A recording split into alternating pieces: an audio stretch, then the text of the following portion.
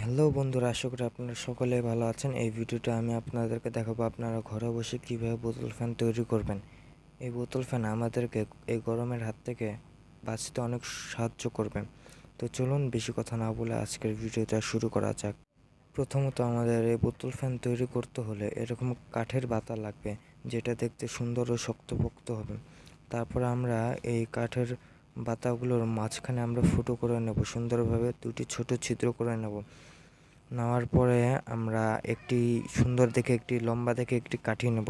কাঠি নেওয়ার পরে সেই কাঠিটা আমরা এই ফুটো দুটোর মাঝখানে ঢুকিয়ে সুন্দরভাবে হট গ্লু বা সুপার গ্লু আঠা দিয়ে আমরা লাগিয়ে নেব, যাতে খসে বা খুলে না যায়। এবারে আমরা একটি বোতল নেব, বোতলের তলায় সুন্দর দেখে একটি ছোট করে ফুটো করে নেব এবং বোতলের মাঝ বরাবরও একটি ফুটো করে নেব। আর বোতলের মাথায় শিপিতে একটি ফুটো করে নেব। এরপরে আমাদের সেই তৈরি করা পাখাটি আমরা বোতলের শিপের ফুটো ঢুকে দেব। ঢুকে দেওয়ার পরে আমরা একটি সুন্দর দেখে এবং শক্তপোক্ত চিকন দড়ি নেব। নেওয়ার পরে আমরা সেই দড়িটি সেই পাখাটির কাঠির সঙ্গে বাঁধব। বাঁধার পরে আমরা মাঝখান বরাবর দিয়ে বের করে নেব। বের করে নেওয়া হয়ে গেলে আমরা লাঠিটি অর্থাৎ ফ্যানের পাখার লাঠিটির সঙ্গে নিচের ফুটোটা আমরা সুন্দরভাবে অ্যাটাচ করে নেব এবং ঢাকনাটা বন্ধ করে নেব। এরপরে আমরা ফ্যানটিকে উল্টো দিকে ঘোরাবো।